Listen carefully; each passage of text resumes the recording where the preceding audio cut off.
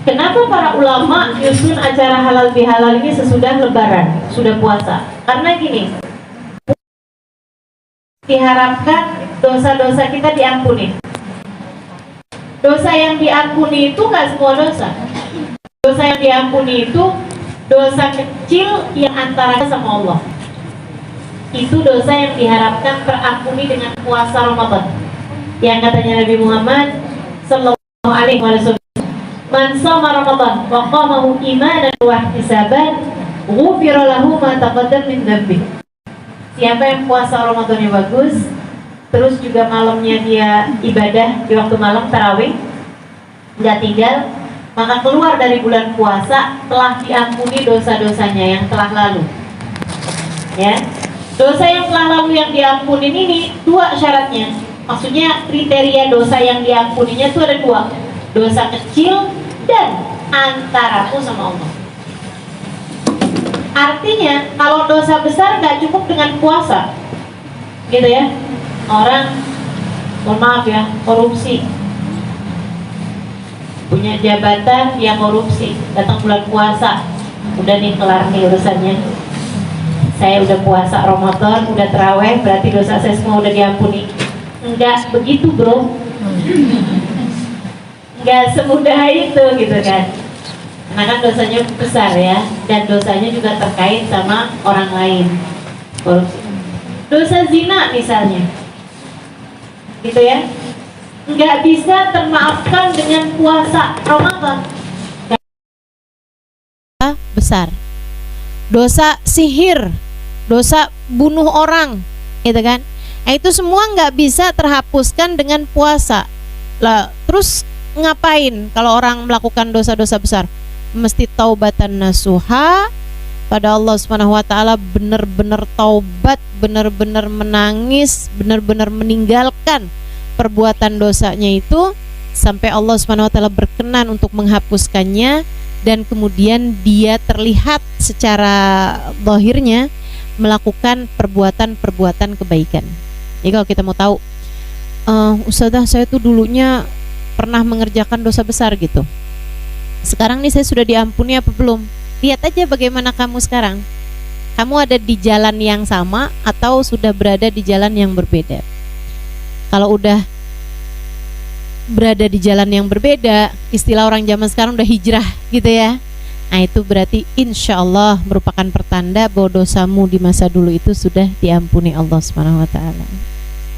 Gitu. Terus syaratnya lagi dosa antaramu sama Allah yang diampuni nih di bulan Ramadan. Itu hari demi hari kita puasa selama 30 hari atau kayak kemarin 29 hari. Hari demi hari itu dosa berguguran tuh. Dengan syarat puasanya benar.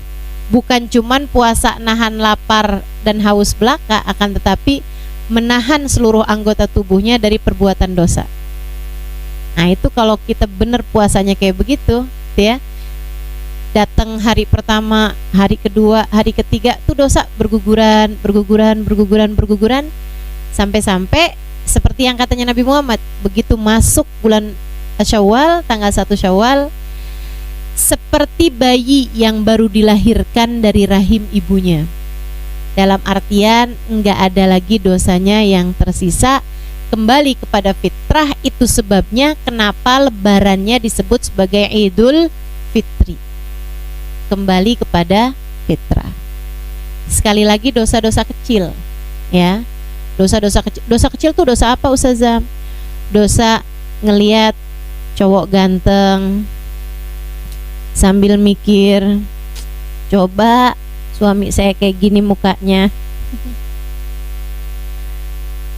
Dosa kecil tuh, ya kan? Berarti nggak apa-apa Ustazah? Ya nggak gitu juga. Ya, dosa-dosa kecil gitu kan, itu terhapuskan dengan Ramadan, dengan puasa, dengan taraweh tuh. Dosa kita ada ngomong-ngomongin orang, tapi nggak yang fitnah gitu ya. Nah itu juga mudah-mudahan dosanya terhapuskan gitu. Terutama kalau orangnya itu yang enggak ini ya, gimana ya saya bilangnya, Misalnya nih, kayak lagi ada kabar apa di TV gitu kan, orang korupsi lah apalah gitu, terus kita omong-omongin kan, kadang suka gitu tuh. Ghibah itu ada dosa besar, ada dosa antara kita sama orang, ada dosa yang jadi antara kita sama Allah aja gitu. Kalau dosanya itu, kalau orangnya itu kita kenal gitu ya, dan orangnya itu menyembunyikan aib-aibnya, itu kalau kita omongin aibnya itu jadi dosa antara kita sama dia.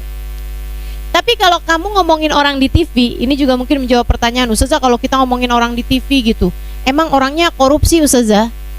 Gitu ya.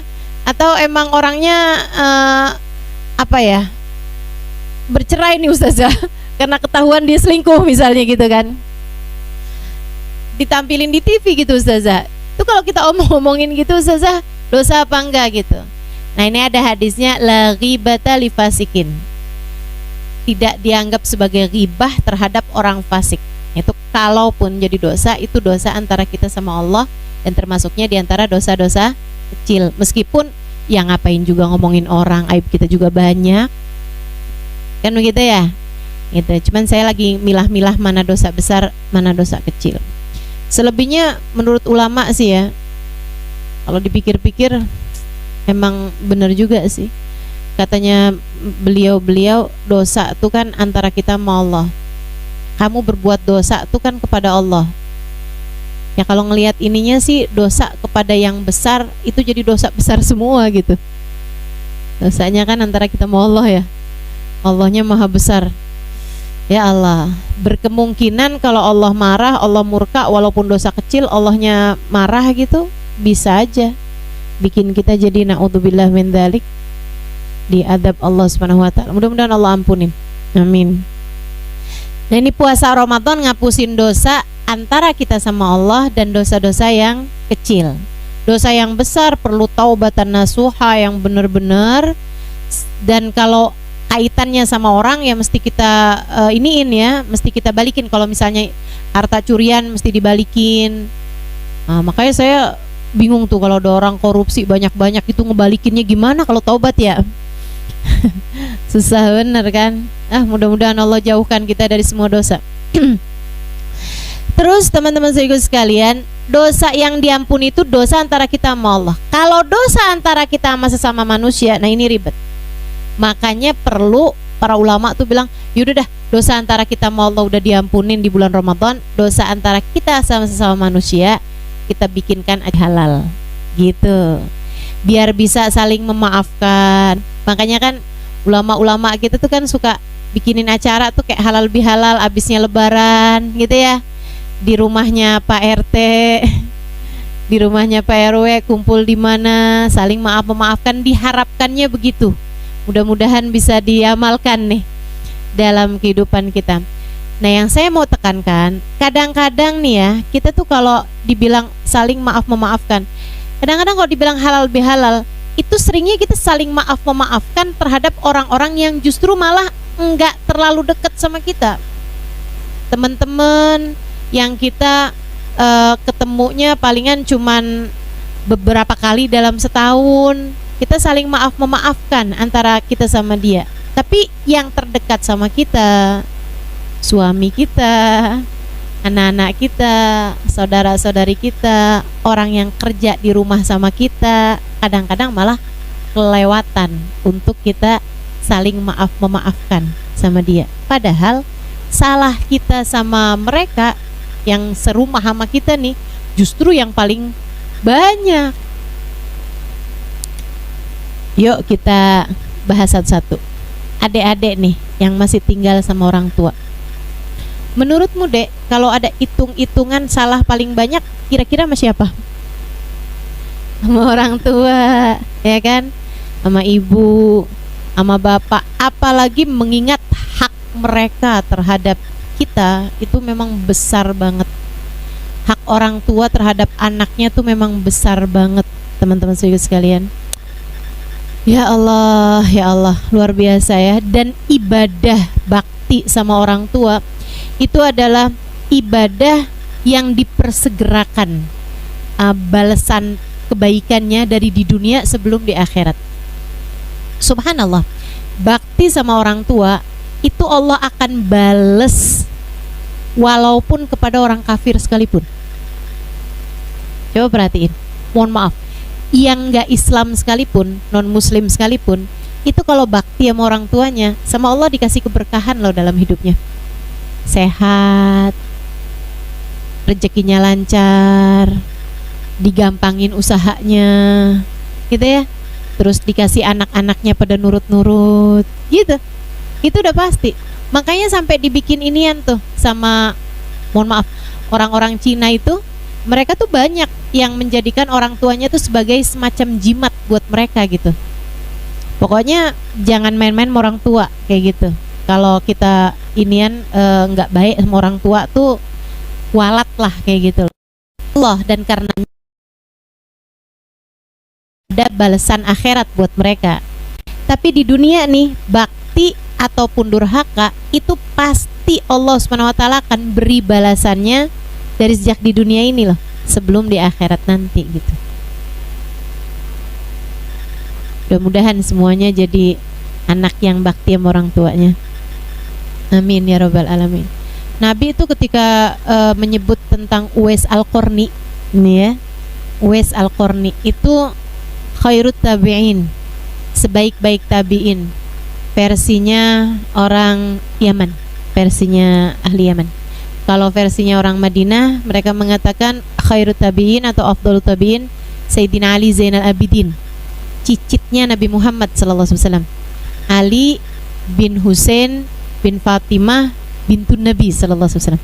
Nabi punya putri Fatimah, Fatimah punya anak Husain, Husain punya anak Ali Zainal Abidin. Nggak pernah ketemu Nabi, tapi Nabi udah cerita tentang dia, bahwa dia nanti di hari akhirat akan dipanggil sebagai sebaik-baik hambanya Allah. Namanya Ali Zainal Abidin. Jadi orangnya belum ada, Nabi udah cerita gitu ya.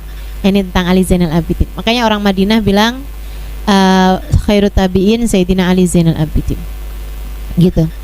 Nah di Yaman itu banyak orang bilang bahwa khairut tabi'in adalah Uwais Al-Qarni, dan ini juga banyak diamini sama ulama-ulama sampai di zaman sekarang ini, karena berdasarkan dari hadisnya Nabi Muhammad alaihissalam. Katanya Nabi Muhammad, rubba as'as akbar. Nih hadisnya panjang ya, kayaknya kalau saya bacain pe isya nih nggak kelar nih. Enggak sih. Rubba as'as akbar lau aqsama 'ala Allahi la abarrah. Kata Nabi, terkadang ada orang dekil, dekumal, kayak nggak dianggap gitu, tapi kalau dia minta sama Allah, Allah nggak akan menolak permintaannya. Doanya mustahil ditolak sama Allah. Gimana tuh kabarnya orang yang doanya mustahil ditolak sama Allah? La abarrah, Allah pasti bakalan kasih, kata Nabi Muhammad. Sahabat pada penasaran kan, hat rajulan minhum ya Rasulullah, kasih contoh dong Rasul yang kayak gitu tuh kayak gimana gitu. Ada orang kayak nggak dianggap, dekil, tampilannya nggak lusuh gitu ya, kayak gelandangan gitu, tapi dia kalau doa, kata Nabi Muhammad, ngangkat tangan, waduh langsung dah Allah tuh udah langsung mempersiapkan apapun yang dia minta untuk segera diberi. Kasih kita contoh wahai Rasul. Nabi Muhammad bilang, daka Uwais Al-Qarni. Contohnya yang kayak begini nih, Uwais Al-Qarni. Ini nggak pernah ketemu sama Nabi, tapi Nabi sebut namanya. Ini keren banget ya. Makanya guru saya tuh suka bilang gini, kamu mencintai Nabi Muhammad itu hebat, tapi kamu menjadi seseorang yang dicintai sama Nabi Muhammad jauh lebih hebat lagi. Ya, emang bener kan? Ini kayak Uwais Al-Qarni nih. Uwais cinta sama Nabi Muhammad. Oh itu pasti. Semua orang, apalagi dia muslim, muslimah yang baik, pasti cinta dong sama Nabi Muhammad. Tapi masalahnya dicintai sama Nabi, wah itu kan pangkat ya, derajat yang tinggi luar biasa. Uwais Al-Qarni itu kayak gitu. Kata Nabi Muhammad, daka Uwais Al-Qarni. Yang kayak gitu tuh, dekil, dekumal, lusuh, tapi kalau doa ngangkat tangan minta sama Allah, Allah mustahil untuk menolak doanya, kayak Uwais Al-Qarni. Sahabat nanya, karena enggak familiar nama Uwais. Jadi mereka bilang, "Wama Uwais ya Rasulullah?" Apa itu Uwais wahai Rasul? Nama daerah kah? Nama orang kah? Gitu ya. Nama makanan kah? Atau nama apa nih Uwais ini? Kata Nabi Muhammad, "Rajul." Itu seorang laki-laki. "Innahu kana barron bi ummih." Nih keren. Uwais ini kata Nabi Muhammad adalah seseorang yang berbakti sama ibunya. Jadi dari begitu amal soleh yang sangat banyak yang dimiliki oleh Uwais, sampai membuat namanya masyhur di langit, sampai Nabi Muhammad cerita tentang Uwais kepada ratusan atau bahkan ribuan sahabatnya pada waktu itu ya, yang lagi kumpul nih di masjid. Nabi cerita aja gitu, rubba as'as akbar lawak sama Allahi labar. Sahabat nanya, kayak gimana wahai Rasulullah, siapa itu? Dzaka Uwais Al-Qarni. Nabi cerita nih, itu teman-teman sekalian, orang yang sampai diceritain sama Nabi Muhammad kepada orang lain, kepada para sahabat-sahabatnya dengan rasa bangga dan dengan sekeren itu, sehebat itu gitu ya, pasti punya amal soleh. Nah, Nabi ketika menyebutkan amal-amal solehnya itu, yang Nabi Muhammad sebut, innahu kana barron bi ummi, dia adalah seseorang yang sangat berbakti kepada ibunya. Nabi terus cerita, katanya Nabi, madfu'un bil abwab. Ini orang kalau datang ke satu acara kadang gak dibukain pintu. Maksudnya dari lusuhnya badannya, tampilannya itu gitu, kayak gak dianggap bener-bener. Kalau dia gak ada, kagak ada yang nanyain. Kalau dia ada juga gak dianggap gitu. Kalau nolak, kalau minta ngelamar anak orang gak akan mungkin diterima. Dianggap gelandangan gitu. Tapi kata Nabi Muhammad, idza jaa yaumul qiyamah, kalau nanti datang hari akhir, idza narilanar, kalau ahli surga dimasukin ke surga, ahli neraka dimasukin ke neraka, penghuni surga masuk surga, penghuni neraka masuk neraka. Umira ilanar, umira Uwais ilanar, si Uwais ini malah disuruh ke neraka. Sahabat kan bingung, katanya orang baik ya, orang baik mestinya masuk surga. Nabi lagi cerita nih dengan penuh semangat, dengan penuh rasa sayang, rasa seneng, rasa bangga terhadap Uwais. Tapi Nabi cerita, Uwais ini nanti kalau datang hari akhir, orang masuk surga, orang masuk neraka, Uwais disuruh masuk neraka. Kok gitu Rasul? Bayashfa li ahli qabilah Rabi'ah wa Midar. Maka Uwais memberikan syafaat, nolongin, ngeluarin orang dari api neraka, sampai dari banyaknya yang dikeluarin Uwais Al-Qarni, Uwais bisa memberi syafaat seperti jumlah Rabi'ah, jumlah kabilah Rabi'ah dan Mudar. Itu dua kabilah terbesar di Arab pada waktu itu. Kayak yang Nabi Muhammad kayak bilang kayak gini, Uwais bisa ngasih syafaat kepada suku Jawa, sejumlah orang suku Jawa masuk ke Sunda. Kayak apa banyaknya? Ribuan, jutaan orang yang disyafaati sama Uwais Al-Qarni. Dari hadis ini juga, ini hadis sahih teman-teman. Dari hadis ini juga para ulama-ulama, terutama tentu saja ulama-ulama ahli sunnah wal jamaah, ulama-ulama kita nih ya, mereka mengatakan bahwa yang punya syafaat itu bukan cuma Nabi Muhammad.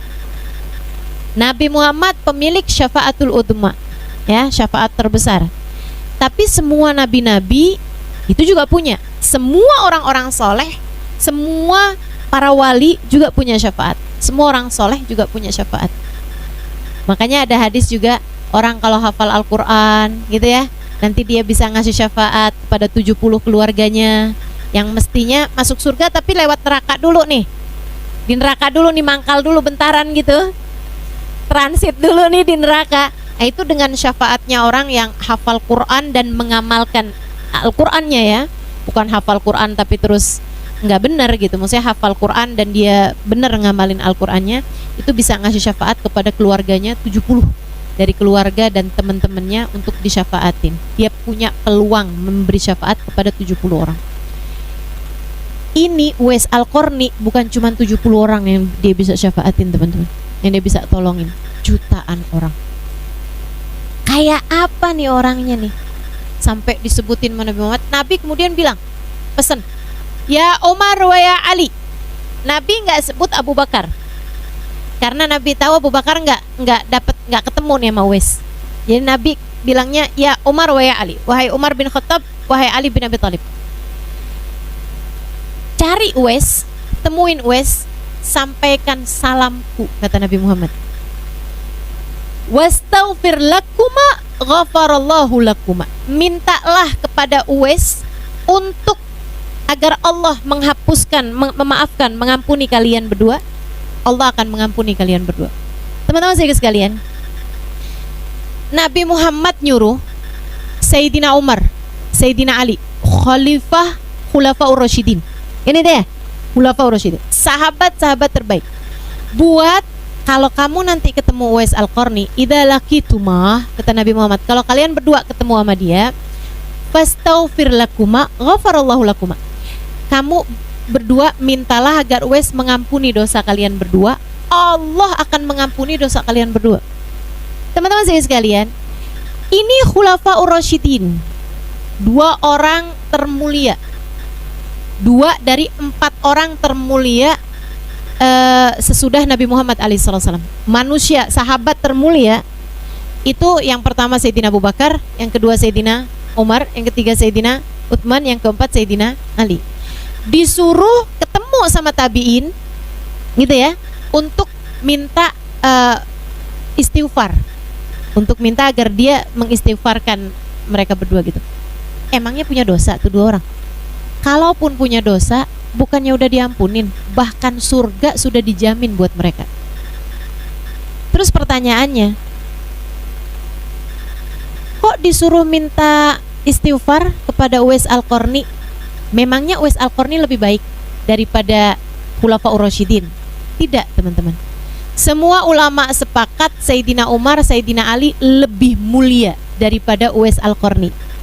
Sebab sahabat, apalagi sahabat terbaik, tentu lebih utama daripada tabi'in. Kan begitu ya? Khairul qurun qarni, kata Nabi Muhammad. Sebaik-baik generasi, sebaik-baik masa, sebaik-baik umat adalah umat yang aku berada di dalamnya. Artinya para sahabat. Tsummat tabi'in, kemudian sesudahnya adalah tabi'in. Tsummal ladzina yalunhum, kemudian yang sesudahnya adalah tabi'in dan sesudahnya. Teman-teman sekalian, tapi kok sama Nabi disuruh beristighfar?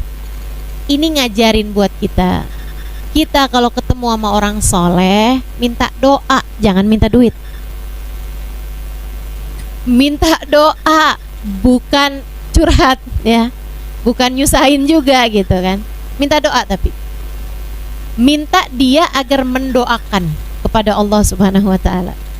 Buktinya Nabi Muhammad nyuruh Sayyidina Umar, Sayyidina Ali aja minta doa kepada Uwais Al-Qarni. Padahal Nabi juga tahu Sayyidina Umar, Sayyidina Ali lebih afdal, lebih mulia daripada Uwais Al-Qarni. Dan itu juga ngajarin kepada kita bahwa kalau ada orang minta doa sama kita, bukan berarti kita lebih mulia daripada dia. Betul nggak?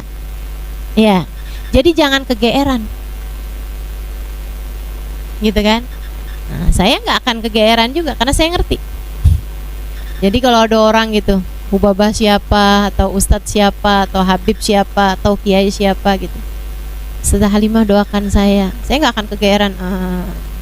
Dia tahu nih saya lebih mulia daripada dia. Nggak gitu. Karena urusan saling doa mendoakan itu memang urusannya umat Islam. Kita disuruh untuk minta saling mendoakan kepada sesama, gitu kan ya? Jadi kalau ketemu sama orang minta doa, teman-teman. Ketemu sama siapa aja gitu yang kita anggap sebagai orang soleh, kita minta doa. Bilang sama anak-anak kita, doain mama ya nak. Bilang sama saudara-saudara kita, doain saya ya, doain saya. Terus gitu, minta doa. Kata Nabi Muhammad, mintalah doa dari sesama kalian. Kamu gak pernah tahu dari lisan siapa doa akan diijabah. Gitu kan? Makanya saya doakan semua yang hadir di sini, mudah-mudahan Allah ampuni dosanya. Mudah-mudahan Allah tutupi aibnya. Mudah-mudahan Allah naikkan derajatnya.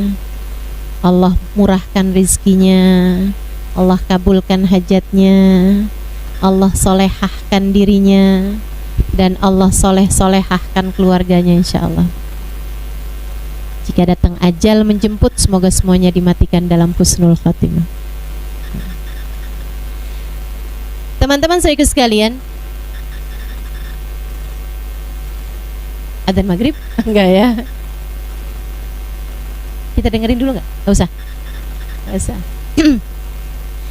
Kembali kepada Uwais. Innahu kana baron bi ummi. Kata Nabi Muhammad, beliau Uwais ini adalah seseorang yang bakti kepada ibunya. Bisa sampai punya derajat tinggi yang sampai sahabat pun minta doa kepada beliau dengan perintah Nabi Muhammad, gitu kan? Bisa punya nilai tinggi yang sampai bahkan namanya disebut sama Nabi Muhammad, diceritakan sama Nabi Muhammad, bisa memberi syafaat kepada ribuan orang di akhirat nanti. Teman-teman sekalian, amal ibadahnya apa sih nih Uwais? Nabi cerita baron bi ummi, bakti sama ibunya. Kayak apaan baktinya? Dengerin saya. Nabi itu diwajibin haji ya, perintah haji itu tahun ke-11 Hijriah, gitu kan? Itu diumumin di berbagai negara tuh, diumumin Nabi Muhammad mau berangkat pergi haji. Jadi siapa yang kepengen haji barengan sama Nabi, berangkat tuh tahun itu. Itu teman-teman sekalian, ibunya Uwais bilang sama Uwais,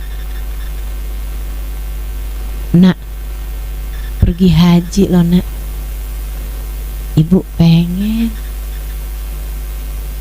Iya bu. Udah, Wes jawab gitu doang. Kayak yang oh, maksudnya kayak yang iya saya dengar gitu. Teman-teman sekalian, kenapa Wes gitu doang? Karena ibunya itu nggak bisa ngapa-ngapain.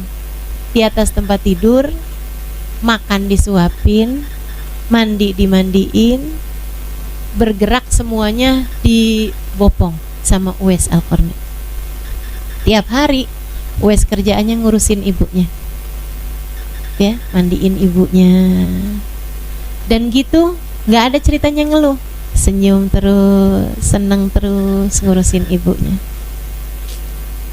Ini kita perlu banget sih belajar dari Uwais nih ya, biar punya hati yang begitu tuh. Karena subhanallah, ngadepin orang tua, apalagi yang sudah menua dan sakit-sakitan, itu memang memerlukan kesabaran. Betul begitu ya? Masya Allah. Teman-teman sekalian, segitunya minta haji. Zaman itu tuh yang namanya pergi haji tuh nggak bisa yang kayak zaman sekarang tinggal naik pesawat gitu kan. Di sananya ada hotel, bahkan mungkin kalau mampu secara finansial kan juga bisa tuh ada orang yang ngurusin gitu kan. Ini zaman itu masih awal-awal Islam teman-teman, yang artinya tinggal di tenda gitu kan. Kebayang ya, haji zaman itu tuh jangankan buat ngurusin orang lain, ngurusin diri sendiri aja berat pasti. Uwais besok harinya dia biasa tiap hari tuh ngambil kayu bakar di hutan untuk dia jual gitu, kayu bakarnya, nyari kayu bakar. Uwais besok harinya dia biasa pergi nyari kayu bakar tuh naik keledai.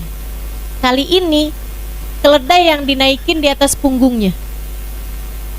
Orang-orang bilang emang gila nih Uwais nih, di mana-mana tuh orang naik keledai, bukan keledai naik orang. Wes, ya ampun, diketawain orang. Wes biasa aja. Orang tuh kalau jelas sama tujuan, penilaian orang lain nggak jadi berarti.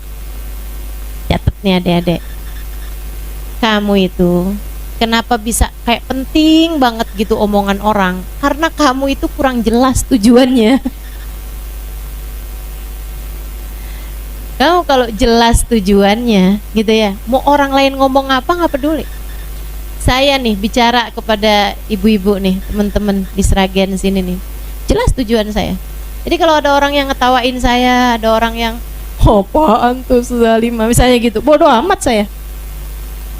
Karena saya tahu pasti tujuan saya gitu. Kamu kalau tahu tujuan kamu jelas apa, nggak akan jadi masalah sama penilaiannya orang. Kayak Uwais ini, besoknya dia naikin keledai, jadi keledainya dinaikin sama dia di atas punggungnya. Ya kan ketawain orang ya. Jadi kayak di mana-mana orang naik beca, ini becanya yang ditaruh di atas punggungnya, diketawain orang. Tapi Uwais nggak apa-apa aja. Ntar kalau dia capek, dia turunin tuh keledai, gantian. Dai gantian ya, saya yang naikin kamu. Gitu. Lama kelamaan, sebulan, 2 bulan, 3 bulan, akhirnya lama-lama Uwais bisa kuat untuk bawa keledainya dari awal jalan sampai balik lagi. Sepanjang nyari kayu bakar ini, semuanya keledainya di atasnya dia gitu. Terus saja kayak gitu. Sampai datang musiman haji, dia rapi-rapiin baju ibunya apa semuanya. Terus bilang besoknya, "Ibu, besok kita berangkat haji ya Bu ya. Uwais udah latihan." Uwais udah latihan. Latihan gendong ibu. Uwais udah kuat sekarang. Punggung saya, Bu, sudah kuat untuk membawa ibu pergi haji. Berangkatlah Uwais dengan menggendong ibunya. Berangkat haji gendong ibunya, teman-teman. Tawaf sambil gendong ibunya. Sa'i sambil gendong ibunya. Entaran ibunya digendong di depan, entaran di belakang. Pokoknya dibawa ibunya kemana-mana. Lempar jumroh, dibawa ibunya di belakangnya. Terus gitu sepanjang amalan haji. Di Mina, di Arafah, di tawaf, di sa'i, semua digendong ibunya. Dan itu senyum di wajahnya setiap kali ibunya melihat dia.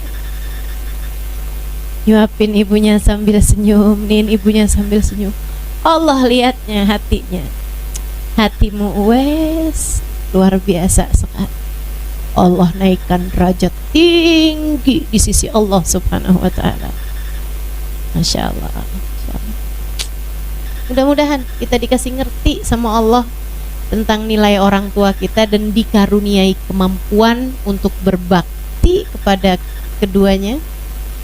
Dan mudah-mudahan Allah mencatat kita sebagai anak-anak yang berbakti kepada dua orang tua kita, insya Allah. Amin ya Rabbal Alamin. Kalau ngelihat kayak gini ya emang jadi nggak ada apa-apanya ya bakti kita sama orang tua ya.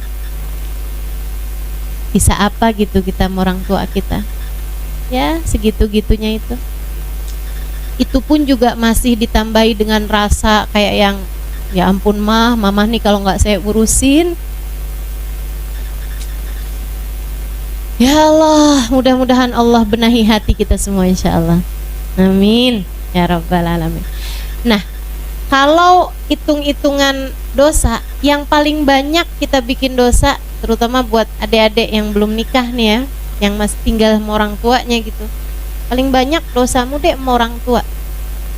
Makanya mesti serius minta maafnya, mumpung masih ada. Mumpung masih ada. Apalagi yang orang tuanya udah tua, karena nggak semua orang tua itu tua. Kan itu ya, masih banyak kan mama-mama muda kan masih ada tuh. Nah, cuman yang orang tuanya sudah usia senja gitu.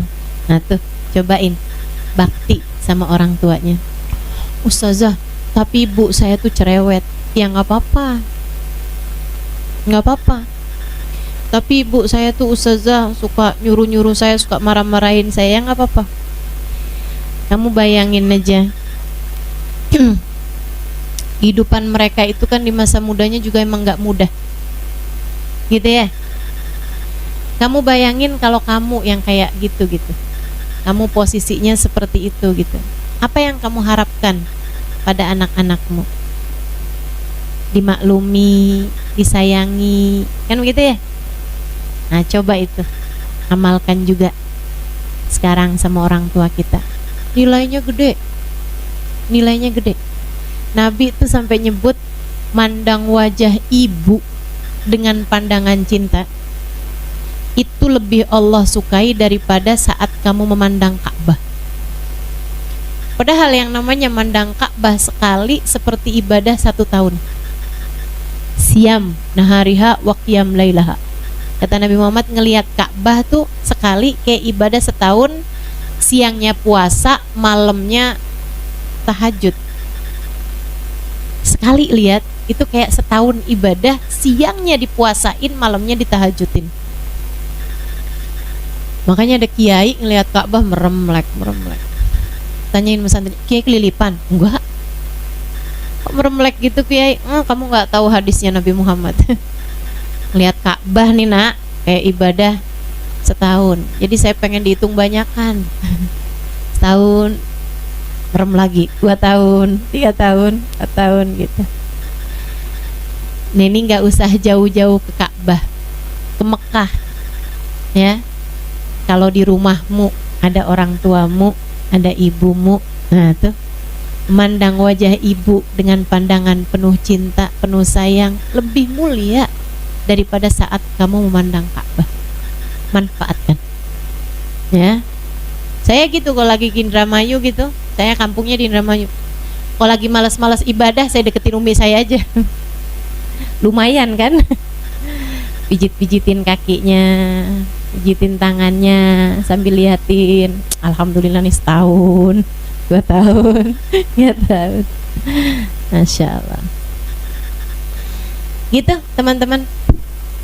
Alhamdulillah, mudah-mudahan orang tuanya dipanjangkan umurnya, disehatkan badannya, dibahagiakan hatinya, insya Allah, biar bisa terus-terusan memberkahi kita semuanya insya Allah sebagai anak-anaknya, amin ya rabbal alamin. Ibu, bapak, ya, sering minta maaf, apalagi kan pasti dosanya banyak, minta maaf sama orang tuanya. Yang serius, ibu maafin saya bu ya. Jangan bilang kalau saya ada salah. Ya nggak pakai kalau, emang banyak salah. Kalau tuh kan kayak iya kayak enggak ya, gitu. Udah pasti banyak salahnya. Jadi udah langsung aja bilang maafkan semua dosa-dosa saya bu. Banyak dosa saya. Saya takut. Karena Nabi Muhammad bilang ridallah fi ridal walidain wa sukhtullah fi sukhtil walidain. Keridhaan Allah terletak pada keridhaan orang tua, murka Allah terletak pada murka orang tua. Jadi saya minta ibu buat maafin saya, ridhoin saya, gitu. Udah nggak usah banyak-banyak debat sama orang tua, berantem sama orang tua, nggak usah. Apa yang bisa kamu kerjakan buat menyenangkan mereka, senengin aja, senengin orang tuanya.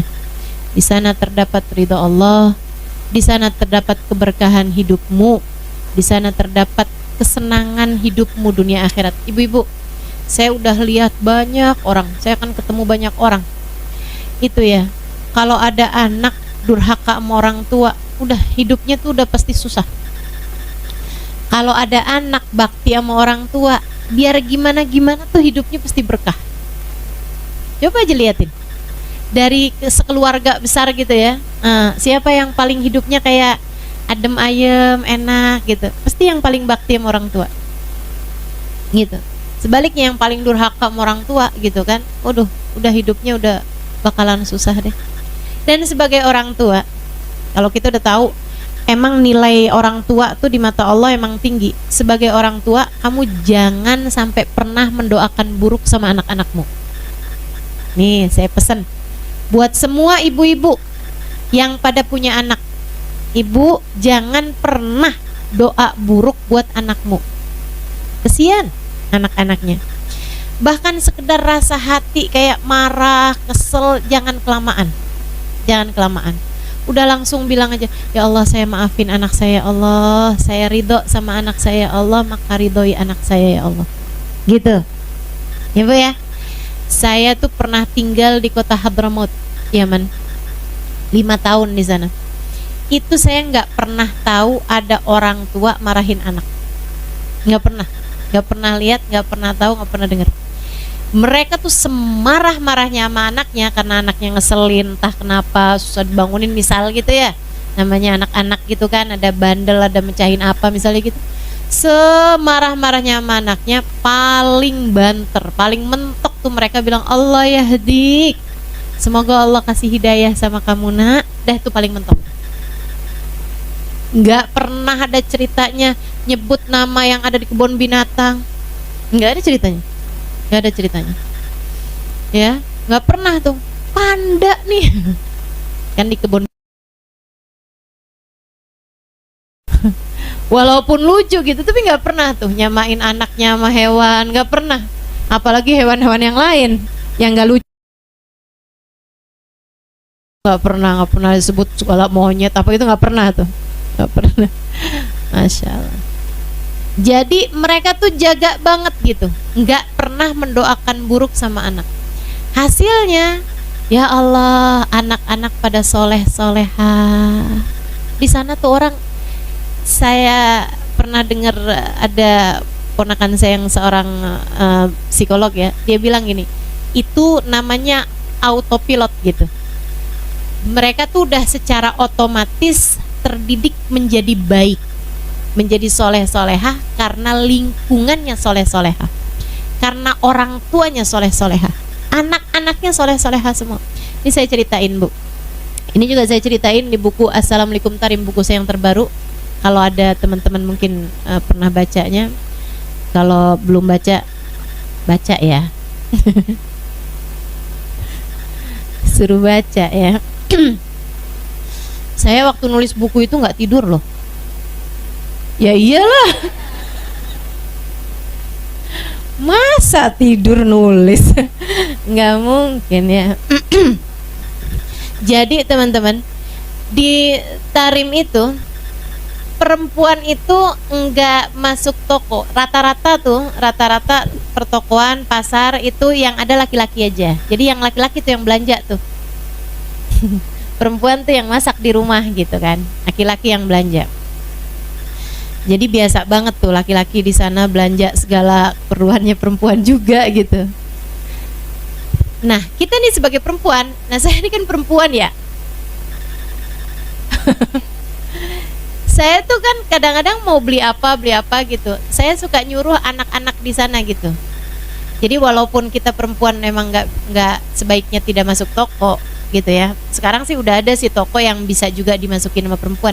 Tapi dulu tuh waktu saya tinggal di sana tuh memang toko tuh semuanya laki-laki yang ada di sana gitu. Jadi saya nggak mau juga melanggar tradisi itu, kan udah bagus tuh tradisinya, ngapain saya langgar ya.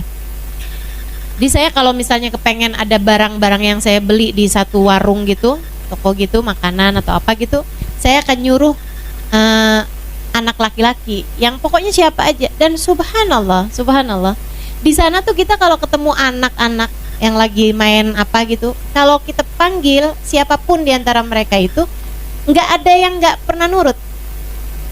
Kita minta tolong gitu, tolong beliin ini, tolong beliin itu saya nggak pernah selama 5 tahun saya di sana kurang lebih, nggak pernah ada satu anak yang nak aja nyuruh-nyuruh gitu, nggak ada. Pasti yang oh iya beli apa kayak gitu, dia akan ambil duit kita terus dia belanjain gitu, kayak gitu, nggak pernah ada yang nolak gitu. Aneh banget kan ya, satu kota loh ini. Maksudnya satu ya kayak Sragen kayak gitu loh, bisa kayak gitu semua gitu. Nggak pernah dapetin anak tuh yang enggak, saya mau main aja. Jangankan disuruh orang, kalau anak-anak kita ya kadang disuruh sama orang tuanya aja suka yang mesti dijanjiin kembaliannya buat dia dulu. Nak beliin garam nak, males tuh, ntar kembaliannya buat kamu. Iya mah. Gitu ya. Jadi itu saya suka suruhan anak itu saya tulis dulu biasanya di kertas terus dia beli gitu. Satu waktu saya ada suruh satu anak, dia memang lagi main gitu, terus saya bilang tolong dong beliin saya ini. Dia bilang oke. Akhirnya saya kasih uangnya, saya kasih kertasnya itu yang udah saya tulis. Dia masuk ke toko. Nah saya nungguin dia itu, saya agak pinggir gitu kayak di apa sih, apa ya itu ya, kayak tempat duduk gitu di pinggir jalan gitu, dari kayak semen gitu ya, nggak trotoar amat juga sih ya. kayak nggak kursi gitu tapi bisa dibuat duduk gitu kan. Saya keingetan ada satu keterangan yang saya belum tulis, Saya takut kalau ini kelewat nanti saya lupa gitu. Jadi saya buka catatan saya kan habis dari ngaji, habis dari majelis gitu. Jadi saya tulis tuh keterangannya gitu. Khusyuk banget rupanya saya tulis keterangan gitu kan. Habis itu baru saya nggak gitu, kok kayaknya anak ini lama nggak datang-datang nih yang saya suruh tadi itu. Saya tutup buku saya masukin tas, terus saya liatin gitu ke tokonya, kagak ada anaknya. Ya ampun. Terus akhirnya saya ini kan, sampai orangnya nanya gitu, Rah, dia bilang, udah pergi, anaknya udah pergi. Waduh, udah pergi ya. Saya jalan aja gitu pulang. Baru ini saya dikecewain sama anak Tarim. Maksudnya saya mikirnya, oh nih anak palingan abis bawa belanjaan saya tuh. Yang saya belanjain itu ciki. Kan dia suka juga ya. Yang saya belanjain itu kayak semacam snack sama jus buah gitu. Jadi nih anak kayaknya mungkin pas dilihat belanjaannya enak juga gitu. Ngeliatin saya lagi baca buku gitu kan, atau lagi nulis gitu. Jadi dia pikir ya udah deh, saya bawa aja deh, lumayan nih ada kembaliannya juga. Saya mikirnya begitu. Kayak anak-anak kita gitu kan. Saya jalan aja gitu pulang ke rumah saya, waktu itu saya ngontrak rumah kan. Saya udah mau nyampe rumah, ada orang manggil-manggil saya gitu. Saya noleh gitu kan. Kayak kalau di kita kan kak gitu kan. Saya noleh gitu. Dia nggak tahu nama saya sih, cuman ya kayak gitulah, kayak kak gitu kan. Akhirnya saya toleh. Anak yang tadi tuh naik sepeda. Dia bilang, kamu nih nyuruh saya malah ditinggal. Saya bilang, saya tadi lihat kamu di toko, kamu nggak ada. Iya, dia bilang, saya tadi pergi ke toko, terus yang kamu minta tuh nggak ada di toko itu. Jadi saya liatin kamu lagi baca, saya takut ganggu kamu. Dia bilang, saya ambil sepeda buat pergi ke toko yang lain. Dia bilang gitu. Ya ampun, saya udah suudzon nih. Saya juga nggak nyangka dia sampai segitunya kan gitu, nggak ada di toko itu, dicariin di toko yang lain. Dibalikin, nih dia bilang, dikasihin ininya belanjaan saya, ada kembaliannya. Terus saya kasihin sama dia kembaliannya, dia tolak. Ya ampun, saya kaget banget gitu kan. Dia bilang, la, jazakillah khair, la. Dia bilang enggak. Saya bilang nggak apa-apa. Dia bilang enggak. Kamu pendatang di sini, kamu pencari ilmu. Ini anak 11 tahun, 12 tahun loh. Anak laki-laki 11 tahunan. Dia balikin duit saya, terus dia bilang enggak. Kamu pendatang, kamu pasti lebih perlu daripada kami. Saya nanya sama dia satu pertanyaan yang ini banget gitu di kepala saya. Kayak mengganjal banget gitu. Penasaran banget. Saya bilang sama dia, ada apa? Oh, oke.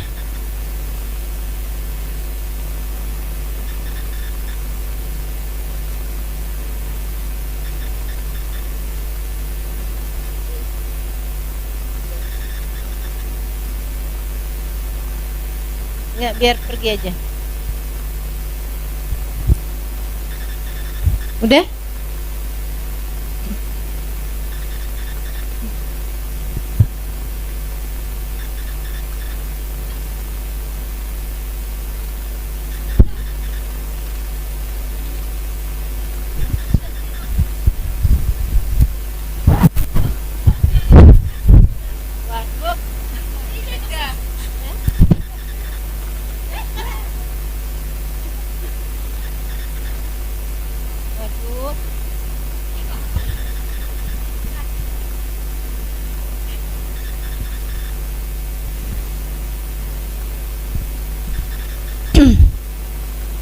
Saya tanya sama dia satu pertanyaan yang kayak mengganjal gitu di pikiran saya.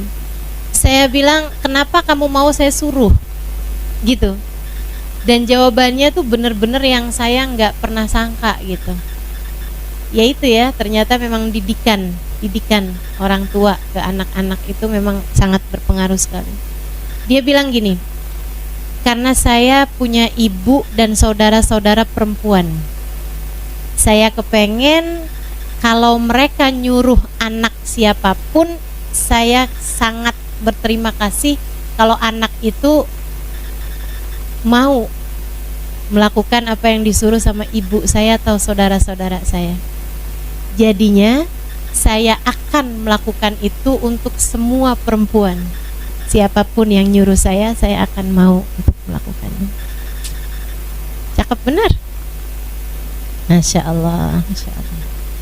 Nah jadi nih ibu nih yang pada punya anak, sayangin anak-anaknya, biar mereka ngerti caranya berbagi kasih sayang dengan orang lain. Kalau kamu sayangin anak-anak kamu tunjukkan kasih sayang itu dan kamu sampaikan pada anak-anak kamu kasih sayang kamu tersebut, insya Allah anak-anak akan penuh tangki kasih sayangnya sehingga bisa membagikannya kepada orang lain. Dan tenang aja, kalau kamu sayangi anak-anakmu, nanti anak-anak kamu itu akan balik menyayangi kamu. Kamu gak usah takut nanti manja kalau saya sayangin. Enggak gitu. Anak-anak yang kamu sayang, nanti mereka akan penuh kasih sayang dalam hatinya sehingga bisa berbagi, menyayangi orang-orang lain. Gitu ya. Sayangin, jangan dimarahin, tunjukin, kasih tahu. Nak, mama sayang sama kamu. Nak, ibu sayang sama kamu. Kamu tuh buat ibu adalah hadiah terindah yang Allah berikan dalam hidup itu. Betul nggak Bu? Betul nggak Bu? Betul loh. Anak kamu tuh hadiah yang indah yang Allah berikan dalam hidup kamu gitu. Orang yang kalau dia ngerjain kebaikan kamu ikut dapat pahalanya. Gimana nggak hadiah indah? Gitu kan? Hadiah paling indah. Masya Allah. Makanya Bu, disayangin yang benar anak-anaknya. Dicintain, sayangin dan kasih tahu betapa kamu sangat menyayanginya. Jangan gengsi buat bilang sama anak, saya sayang sama kamu nak. Mama sayang sama kamu, ibu sayang sama kamu, emak sayang sama kamu. Bilang sama anaknya. Bu, itu sunnah. Menyatakan cinta kepada yang kamu cintai itu sunnah. Nabi itu pernah ada orang, ini hadis sahih. Nabi pernah ada orang datang kepada Nabi Muhammad. Pas orang itu lagi jalan gitu, ada orang sampingnya Nabi. Dia bilang, Rasul, saya tuh senang sama orang ini, saya suka sama dia, saya cinta sama dia. Nabi Muhammad bilang, al-hikhu wa akhbiruh. Kata Nabi Muhammad, susuli dia, kasih tahu bahwa kamu sayang sama dia. Sama orang lain aja, kita kalau suka, kita kalau sayang sama orang, kalau cinta sama orang, kita disuruh ngomong. Apalagi sama anak kita, apalagi sama orang tua kita, apalagi sama suami kita, apalagi sama saudara-saudara kita. Bilang sama suaminya, bilang I love you.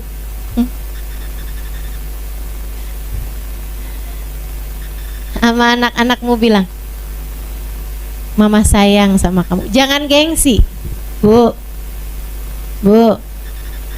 nggak apa-apa bilang. Anaknya udah gede-gede Ustazah, malu mau ngomongnya. Karena nggak kebiasaan. Ya dibiasain sekarang, kebiasain. Ibu sayang sama kamu nak. Makanya ibu tuh suka cerewet karena ibu tuh sayang sama kamu. Mungkin ibu nggak pinter ngomongnya, tapi ibu beneran sayang sama kamu. Gitu. Dengan bahasamu masing-masing, ya.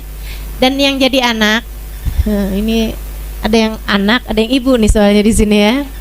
Yang jadi anak, kamu juga mesti sering ngomong kayak begitu sama ibunya. Ibu, saya sayang sama ibu, gitu. Ibu sehat-sehat ya Bu ya. Ibu panjang umur ya Bu ya. Ibu yang seneng ya Bu ya. Biar bisa doain saya, gitu. Bagaimanapun tuh berkahnya orang tua tuh nggak bisa tergantikan, ya. Jadi sampaikan itu kepada ibumu, kepada ayahmu, gitu ya. Sebagai orang tua minta maaflah kepada anak, sebagai anak minta maaflah kepada orang tua. Nah, buat para istri yang pada punya suami, karena kalau nggak punya suami namanya bukan istri. Salahmu yang paling banyak itu sama suami. Udah pasti itu. Yang namanya istri punya salah sama suami itu udah pasti.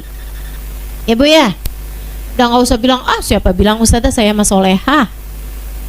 Iya, sesolehah-solehahnya kamu udah pasti deh yang namanya salah sama suami itu udah banyak aja, udah pasti.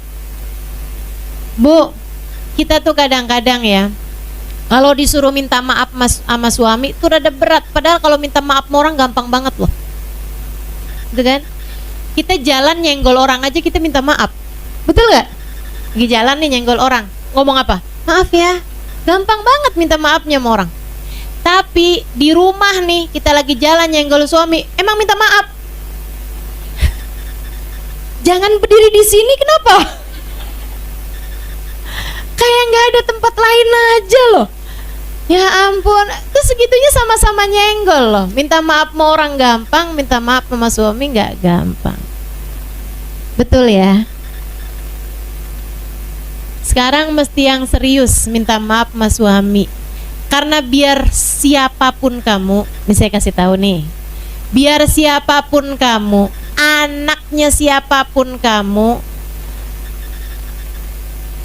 ulama sekalipun, kamu ustadzah sekalipun, kayak saya nih, di hadapan suami, di hadapan Allah sebagai seorang istri, surgamu tetap berada di bawahnya dia. Tetap surga kita ini berada di bawah telapak kakinya. Mau gimana-gimana, selagi statusnya suami, selagi belum ada perceraian, gitu ya, di antara kalian berdua, tetap aja mau siapapun suamimu, kayak apapun suamimu, tetap aja surga kamu tuh ada di bawah telapak kakinya. Dia nggak sholat ustazah, surganya ada di bawah telapak kaki dia. Dianya belum tentu masuk surga, tapi surga kamu di bawah telapak kakinya. Sekali lagi, dianya belum tentu masuk surga, tapi surga kamu berada di bawah telapak kakinya. Kalau dia nggak masuk surga, berarti kita kalau taat sama dia nggak masuk surga juga dong? Nggak gitu, nggak gitu. Dia urusan surganya ada pada orang tuanya, kan gitu ya. Surganya suami kita tuh adanya di bawah kaki ibunya, begitu kan. Dan surganya juga tentu saja ada pada ketaatannya kepada Allah, sholat dan lain sebagainya. Nah, surga kita sebagai seorang istri ada di bawah telapak kaki suami. Makanya penting bagi kita buat minta ridho sama suami gitu. Urusan dia nggak sholat, urusan dia sama Allah. Kita nggak akan ditanya sama Allah kenapa suami kamu nggak sholat. Tenang aja, nggak ada pertanyaan dari Allah kenapa suami kamu nggak sholat. Nggak ada. Jadi suami kita nggak sholat tuh urusan dia sama Allah Subhanahu Wa Taala. Makanya saya pernah ditanya nih sama orang, Ustazah, saya tuh ya Ustazah, kalau pagi-pagi nih Ustazah, ya Allah, marah-marah saya Ustazah, marahin bangunin suami saya sholat. Saya bilang, jadi kamu bangunin suami kamu? Sampai marah-marah? Marah saya Ustazah, kesel banget tuh Ustazah, suami saya nggak bangun-bangun buat sholat subuh. Gimana Ustazah mestinya? Saya bilang jangan bangunin. Kok gitu Ustazah? Ya kalau kamu banguninnya dengan cara marah-marah, mendingan kamu jangan bangunin. Kenapa gitu Ustazah? Karena suami kamu gak sholat, kamu gak dosa. Tapi kamu marah-marah sama suami, kamu dosa. Gitu ya Ustazah. Ngapain kamu ngerjain sesuatu yang tidak menjadi tanggung jawabmu, gak jadi dosamu, dengan cara yang sampai membuat kamu menjadi berdosa? Ngapain gitu? Jadi gak usah dibangunin aja nih suami kamu. Bangunin, tapi tidak dengan marah-marah. Gitu. Teman-teman saya sekalian yang saya muliakan, urusan kita ini sama suami, urusan kita sama dia. Artinya kayak apapun dia, itu urusan antara dia sama Allah Subhanahu Wa Taala. Jadi kamu nggak usah sibuk mempermasalahkan tentang bagaimana dia gitu. Kamu sibuk aja mempermasalahkan tentang bagaimana kamu. paham maksud saya?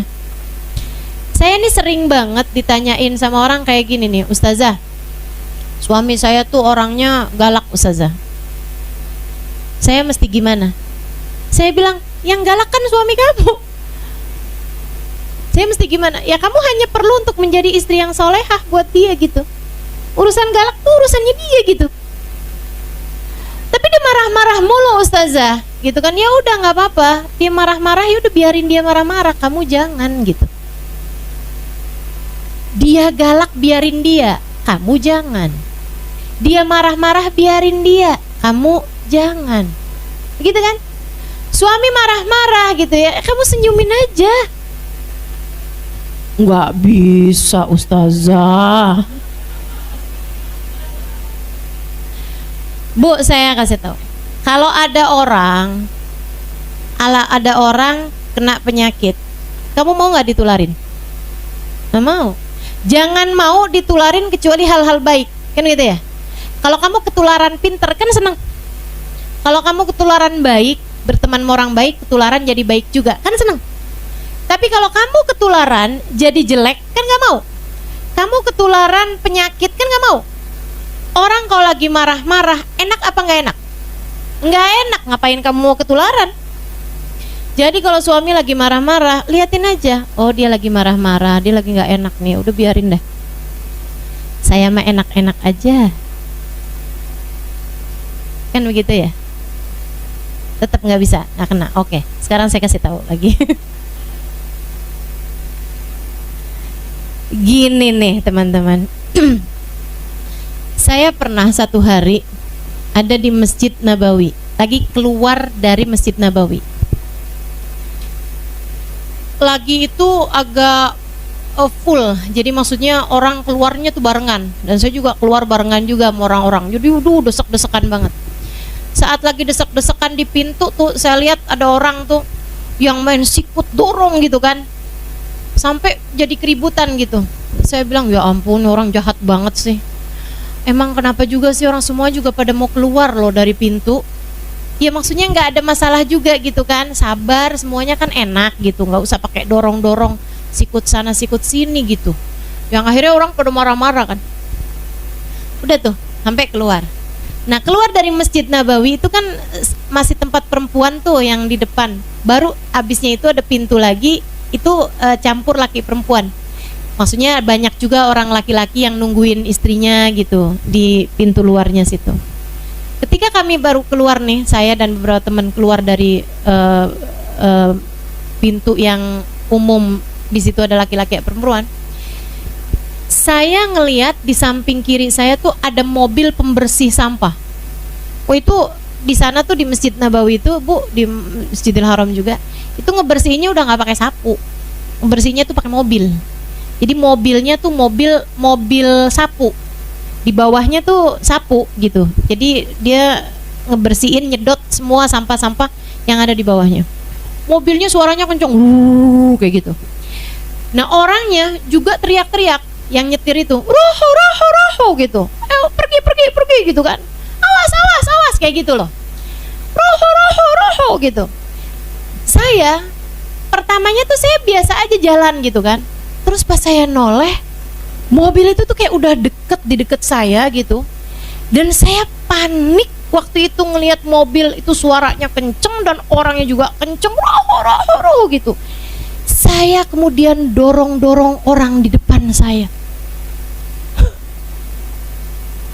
Saya dorongin orang di depan saya. Saya ini bukan orang jahat loh, Bu.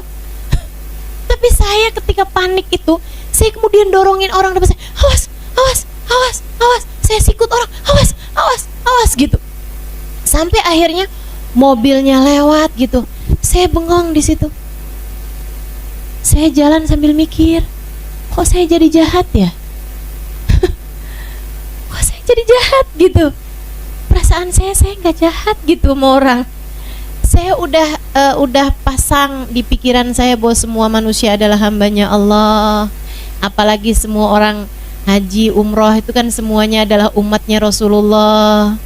Saya akan sayang sama semua umatnya Nabi Muhammad karena saya sayang sama Nabi Muhammad.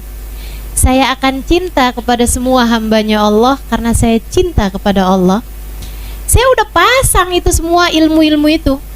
Tapi mendadak waktu itu saya panik, saya takut, saya dorong-dorong orang. Saya jadi jahat karena saya takut. Dari situ saya tahu, setiap kali ada orang jadi jahat, entah itu marah-marah, saya tahu pasti ada yang sedang dia takuti. Anakmu kalau lagi marah-marah, pasti karena ada yang lagi dia takuti. Dia takut ditinggalkan, dia takut gak diterima sama teman-temannya, dia takut apa, pasti ada tuh. Suamimu ketika lagi marah-marah, pasti ada yang lagi dia takuti. Takut usahanya gak lancar, takut urusannya gak benar, takut pasti ada tuh yang lagi ditakutin saat itu. Makanya kenapa jadi jahat. Sejak hari itu, ketika saya melihat orang berbuat jahat kepada saya, ataupun ketika saya dengar teman-teman gitu kan, ada yang lagi jahat atau apa, saya tahu pasti bukan karena dia kepengen jahatin orang tersebut. Sama kayak saya dorong-dorong bukan karena saya benci sama orang itu. Saya nggak kenal bahkan siapa yang saya dorong, saya nggak kenal bahkan siapa yang saya sikut waktu itu. Dan karena nggak kenal juga saya nggak sempat minta maaf tuh siapaan aja tuh orangnya waktu itu. Tapi itu ngasih pelajaran banget buat saya, bahwa ketika orang sedang jahat bukan karena dia sedang benci kepadamu. Ketika ada seorang sedang jahat sama kamu, suamimu lagi marah-marah, bukan karena sedang benci sama kamu, enggak. Anak-anakmu ketika lagi marah-marah, mukul atau berbuat jahat apapun ya sama kamu ya, nah itu bukan karena dia sedang benci kepadamu, enggak. Akan tetapi karena ada sesuatu yang sedang dia takuti, sedang dia takutkan, sedang dia khawatirkan, sedang dia risaukan, sedang dia galaukan. Pasti itu. Makanya sejak hari itu saya, kalau suami saya lagi marah-marah, saya tanyain, ada apa tadi? Tadi ada kenapa di sana? Tadi habis ketemu siapa? Biasanya keluar tuh habis itu, dia cerita, iya tuh saya kesel banget sama si itu. Nah tuh kan, keselnya sebenarnya nggak sama saya. Sedang ada yang menggalaukan hatinya, membuat panik hatinya.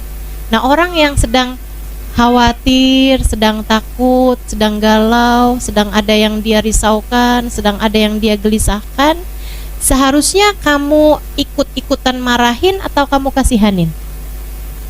Kamu kasihanin, bukan malah kamu marahin. Jadi saya kalau ngelihat orang lagi marah-marah, saya kasihanin. Apa nih? Kenapa nih dia kesiannya?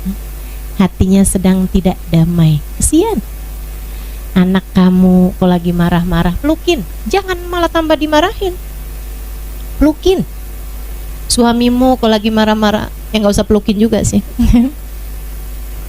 Ya, tenangkan, nggak apa-apa kok gitu, nggak masalah, nggak usah khawatir, tenang aja, gitu ya. Setuju? Sekarang PR buat para istri, minta maaf sama suami. Itu langsung pada protes gini ya. Minta maaf mas Ustazah, dosanya kan oke, benar Ustazah, saya punya dosa sama suami, iya. Tapi dia juga banyak Ustazah dosanya sama saya. Ya itu urusan dia, Bu. Kamu tidak akan dihisap atas apa yang dilakukan suamimu kepadamu ataupun kepada yang lain. Kamu hanya akan dihisap sama Allah, dipertanyakan, dimintai pertanggungjawaban atas apa yang kamu lakukan terhadap suamimu. Perempuan yang mulia akan mampu memuliakan suaminya, siapapun suaminya. Dan perempuan yang hina hanya akan menghina suaminya, siapapun suaminya. Jadi kalau kamu kerjaannya menghina-hina suamimu, yaitu menunjukkan bahwa kamu adalah orang yang, sebab perempuan yang mulia akan mampu memuliakan suaminya, siapapun suaminya. Bu Asiyah itu loh Bu, suaminya Fir'aun, segitunya dia bisa solehah loh. Suami kita kan gak Fir'aun amat ya. Dah insya Allah, mudah-mudahan biar bisa jadi istri yang solehah. Amin. Amin ya rabbal alamin. Gitu. Jadi ibu tuh kalau kesel-kesel sama suami apa segala macam gitu, baca sholawat aja. Ya sholawat. Biar hatinya adem. Biar hatinya damai. Saya juga sarankan ibu-ibu nih, terutama yang suka beranteman sama suami nih. Ini kayaknya ada nih di sini nih. Suaminya ditengkarin mulu nih. Ya. Buat yang suka, iya tuh Ustazah kenapa ya Ustazah bawaan kayak panas aja gitu ngeliat suami. Bu, saya kasih tahu, tiap kali masuk rumah baca ayat kursi. Beneran ini, beneran. Diajarkan Nabi besar Muhammad sallallahu alaihi wasallam. Kalau orang dalam sebuah rumah suka marah-marah mulu, masuk dalam rumah minta dia buat baca ayat kursi. Kamu juga gitu, tiap masuk rumah baca ayat kursi. Kenapa? Yang suka bikin kita marah tuh setan. Setannya nggak usah kamu masukin dalam rumah. Jadi kalau anak masuk rumah marah-marah mulu, nak keluar nak. Ya, masuk lagi baca ayat kursi. Gitu, minta anak buat baca ayat kursi. Insya. Amalin ini beneran, ini ilmu beneran ini ya. Diamalkan. Insyaallah mudah-mudahan rumah tangga kita dijadikan rumah tangga yang sakinah, mawaddah warahmah. Amin ya rabbal alamin. Terakhir, Bu, jangan lupa maafkan dirimu sendiri. Penting. Terakhir dan paling penting, kamu harus minta maaf sama anak-anakmu, kamu harus minta maaf sama suamimu, kamu harus minta maaf sama orang tuamu, karena hak mereka terhadapmu sangat besar. Dan urusan kamu sama mereka itu juga memang betul-betul punya nilai di mata Allah Subhanahu wa taala. Tapi selain daripada itu, gak kalah pentingnya kamu harus memaafkan dirimu sendiri. Kamu punya kesalahan-kesalahan dan dosa-dosa di masa lalu. Betul. Kamu punya keputusan-keputusan salah di masa-masa lalu. Betul. Kamu punya jalan-jalan salah yang kamu tempuh. Betul. Kamu memilih dosa di waktu-waktu yang lalu. Betul. Betul. Akan tetapi bagaimanapun kamu harus memaafkan dirimu sendiri. Sebab kamu perlu diri kamu ini buat bisa menuju jalan menuju Allah Subhanahu wa taala. Buat kamu melangkah menuju Allah Subhanahu wa taala. Kalau diberatin sama mikirin masa lalu, kelamnya masa lalu, jadinya kayak orang mau jalan tapi di belakangnya ada beban-beban berat. Jalanmu susah, nggak bisa jalan apalagi lari. Padahal Allah bilang wasari'u ila maghfiratin min rabbikum. Bersegeralah kamu, larilah kamu ila maghfiratin min rabbikum, menuju ampunan Allah, menuju surga. Arduhas samawati wal ard, luasnya seluas langit dan bumi. Kita disuruh lari menuju surga. Nah ini kita nggak bisa lari, boro-boro lari, jalan aja setengah mati kalau kita masih diberatin sama masa lalu. Ya ampun, coba dulu tuh nggak gitu. Ya ampun, coba dulu tuh nggak gitu. Jangan. Seberat apapun salahmu, sesalah apapun dirimu, senista apapun perbuatanmu di masa yang lalu, cukup itu jadi masa lalu. Jangan keterusan ngeliatin masa lalu. Itu sama kayak kamu nyetir tapi pandangan kamu kaca spion mulu, nabrak lama-lama. Jangan ngelihat ke belakang mulu, Bu. Depan kamu ini juga perlu untuk kamu jalani dengan ringan hati. Depan kamu perlu untuk kamu jalani dengan bahagia. Depan kamu ini perlu untuk kamu jalani dengan sukacita. Coba saya waktu itu nggak minum itu waktu hamil, mungkin anak saya tuh akan lahir normal. Nah tuh hati-hati. Maafkan dirimu. Nggak ada ceritanya kalau nggak kayak gini nggak ada. Itu qaul dilhamak, kata Nabi Muhammad. Ucapan orang bodoh, ucapan orang yang nggak ngerti. Sebab Allah punya iradah, innama amruhu idza arada syai'an ayyaqula lahu kun fayakun. Urusannya Allah itu kalau menghendaki sesuatu tinggal bilang jadilah, maka jadilah sesuatu tersebut. Nggak ada anak kamu cacat karena kamu, nggak ada. Suami kamu sakit karena kamu, nggak ada. Orang tua kamu meninggal karena kamu, nggak ada ceritanya, nggak ada. Masa lalu yang kayak gitu-gitu tuh penyesalan yang nggak bener tuh. Kamu harus ingetin diri kamu bahwasanya Allah itu kalau mutusin sesuatu jadi gitu. Bukan urusan kamu itu urusan keputusan Allah. Bukan karena kamu, itu karena takdirnya Allah. Allah emang udah takdirin kayak gitu. Gak ada ceritanya kalau aja anak saya tuh gak saya izinin buat keluar waktu itu pasti gak terjadi kecelakaan. Gak ada ceritanya. Gak ada ceritanya. Emang udah takdirnya kecelakaan.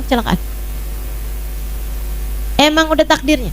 Apapun hal-hal buruk yang terjadi dalam kehidupanmu bukan salahmu, bukan mutlak salahmu. Bahkan kesalahan-kesalahan kamu di masa lalu, betul itu adalah sebuah dosa yang harus kamu sesali, betul. Tapi jangan berketerusan sampai kamu tidak memaafkan dirimu sendiri. Ayo, ada jalan indah yang harus kamu tempuh untuk menuju ridha Allah Subhanahu wa ta'ala. Sunggingkan senyummu, hadapi siapapun dengan bahagia. Hadapi suamimu dengan bahagia. Nggak usah berketerusan ngeliat masa lalumu atau masa lalunya. Hadapi anak-anakmu dengan senyum indahmu. Lupakan kesalahannya di masa lalu.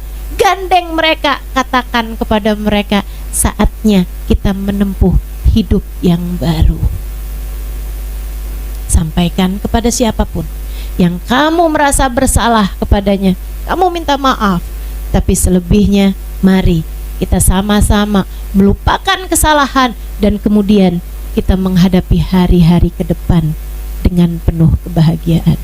Agama Islam ini indah, teman-teman. Ketaatan kepada Allah itu membahagiakan.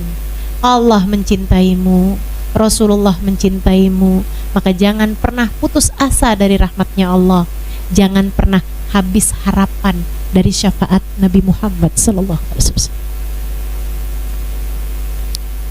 Sekali lagi saya ulangi, Allah Subhanahu wa ta'ala mencintaimu, maka jangan pernah putus asa dari rahmatnya. Nabi Muhammad menyayangimu, maka jangan pernah putus harapan dari syafaatnya. Mendekatlah kepada Allah, mendekatlah kepada Rasulullah.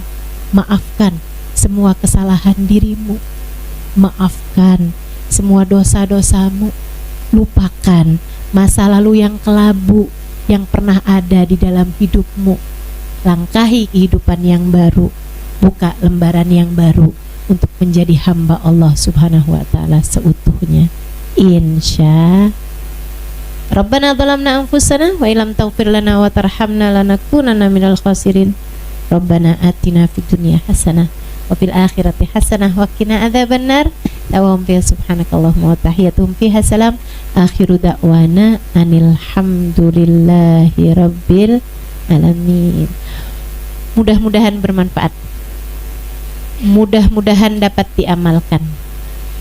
Ala hadhihi niyah wa ila hadratin nabi al-Fatihah. Bismillahirrahmanirrahim.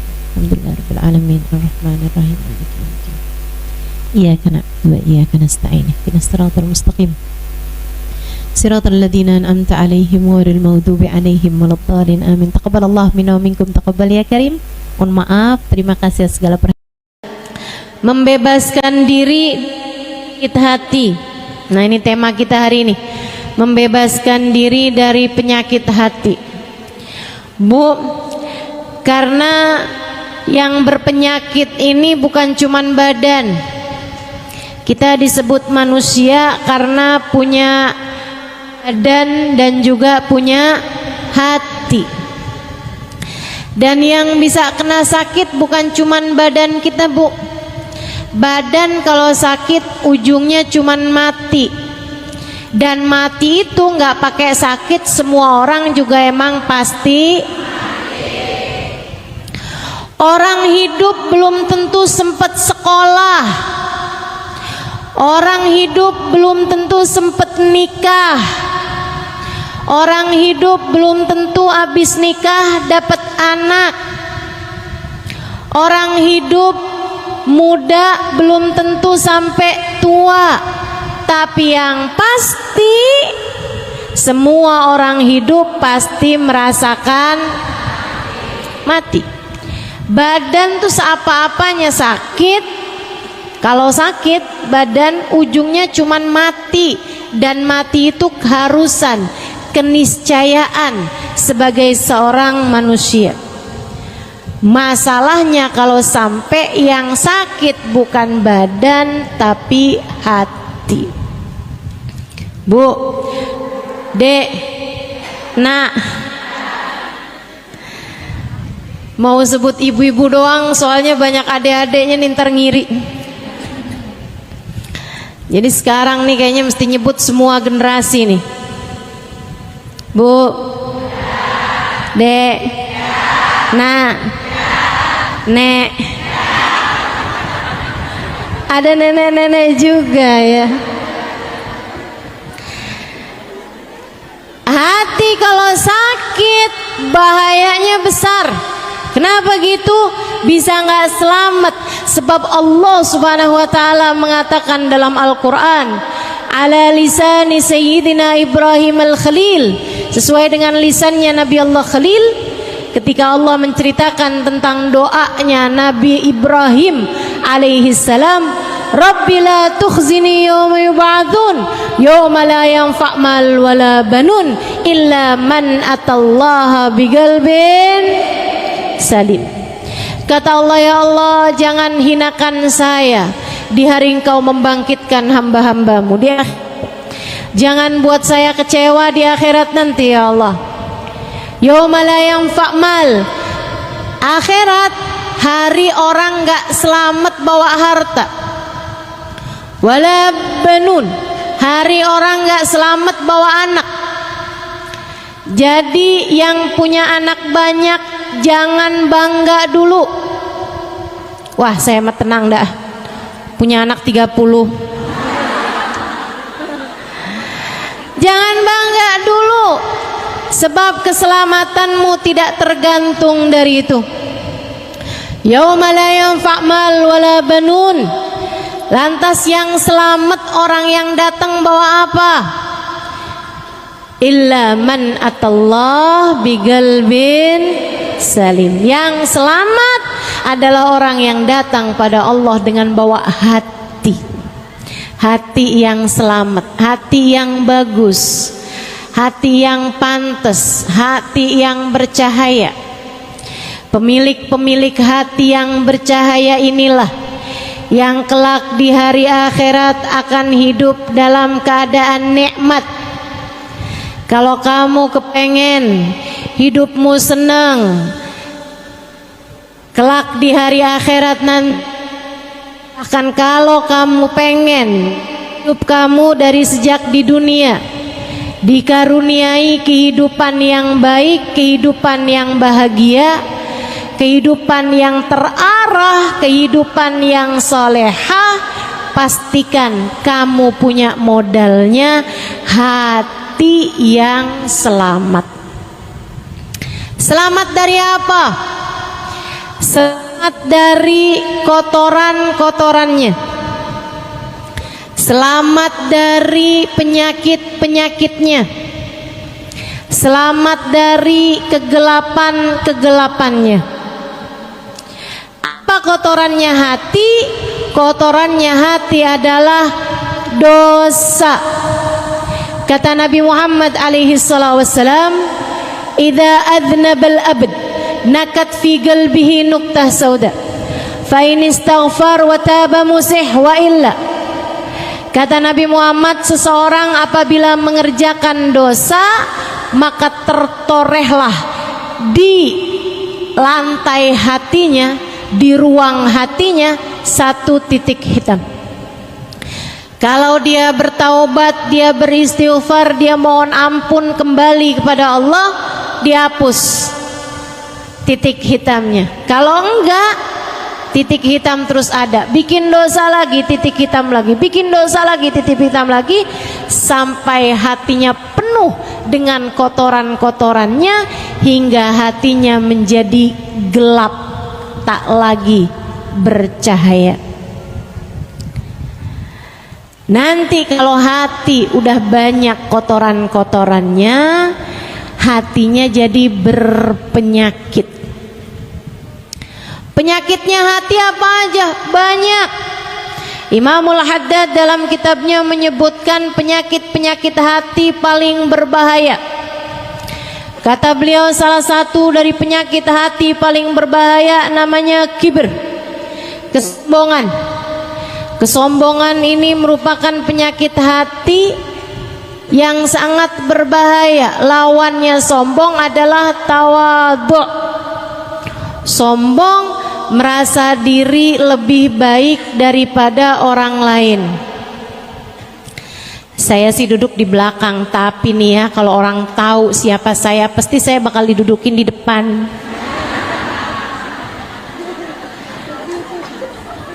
Sebelahan mau ustazah, kalau perlu dipangku mau ustazah.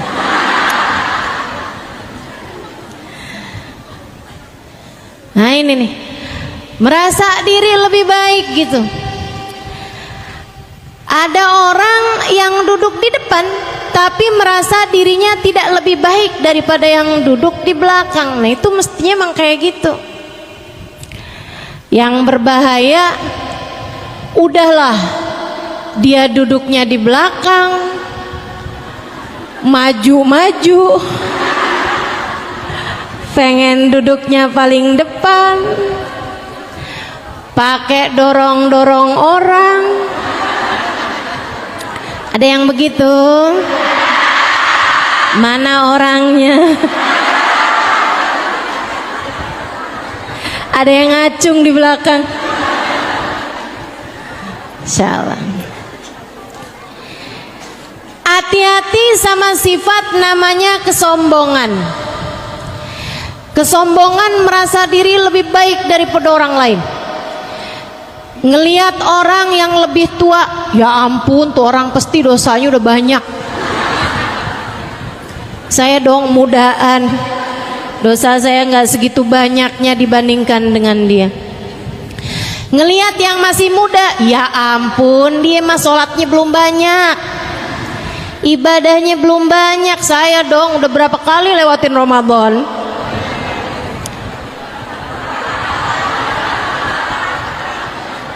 Ngerasa diri lebih baik daripada yang muda-muda. Apalagi kalau ditambah saya haji bukan cuman sekali, halo. Jadi panggilannya udah bukan hajjah lagi tapi